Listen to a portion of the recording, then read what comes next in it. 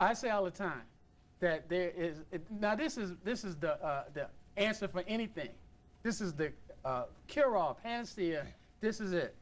There is no limit to the depths of human selfishness. Y'all heard me say that a billion times. I'll say it again. There's no limit to the depths of human selfishness. That is the basis for all of the maladies, all the problems that we have within our society. Yeah. Back in 1980, there was an author named Thomas Wolfe that wrote this book talking about the new narcissism, which means this self-love. It was 30 years ago. He talked about how this next generation was going to be the most hedonistic, self-loving, pleasure-seeking generation in human history, and that prophecy has come true. Now, here's the question. You place a lot of emphasis on selfishness, John, in your book. Your reaction, my reaction, Jimmy's reaction to wanting to beat this guy up because we all have daughters is selfish. Yeah. Amen. That's true. That's true. Okay. Okay. That being the case, how big of a detriment is selfishness in these relationships, be it between you and your wife, you and your daughter, you and your son? However, let's go there. Okay. You know me, I like to look at things from their root. I like to go down and extrapolate them to their root. So, you know, selfishness goes all the way back. That was our fall in the garden. Selfishness is so important. It's such a detriment that Christ said, did away with this when he was asked which of these commandments are, are most important. And he hung on, love thy God with all thy heart and love thy neighbor as I love thyself. And in essence, don't be selfish. Take care of your neighbor like you want to be taken care of. So important. That showed that all of our sins must spew forth from selfishness. But in our relationships today, that's the one thing you have to give up to have a healthy relationship. Being married for 21 years, I couldn't go into my relationship, I collect comic books, I collect exotic pets, I had, all these big plastic space models, I couldn't go into my marriage carrying all that stuff. I had to put my comic books in storage and put these things away. Selfishness, relationships mean sacrifice. You can't go into you can't go into a relationship carrying all your baggage from your past and your childhood on.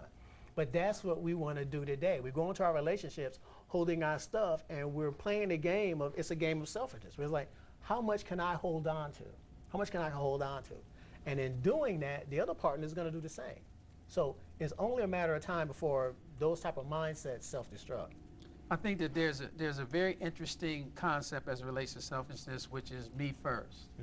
I think a lot of times what happens for an individual man or woman, when we should be, in particular in relation, I've been married for 28 years, so I think I feel comfortable making this statement. If you are a selfish individual, you really kill your mate a little each day with each act of selfishness. And you chip away at their self-esteem, at their loyalty, all these things, which kind of leads us to this concept of control, which generally for most men and women end up somewhere between their knees and their waist. I don't need to paint a picture for you. That's where we're going in terms of those being the two most prolific things ever created on the planet, depending upon where you sit in the audience. They have brought down the most mighty kingdoms and rulers in human history. Absolutely. And still to this day, it hasn't been mastered yet by the people who think they could. Okay. I want to talk a little bit about the sanctity of the household, this cave complex where, John, you kind of allude to it in your book. Could you tell me about how this cave complex transitions into why married men cheat?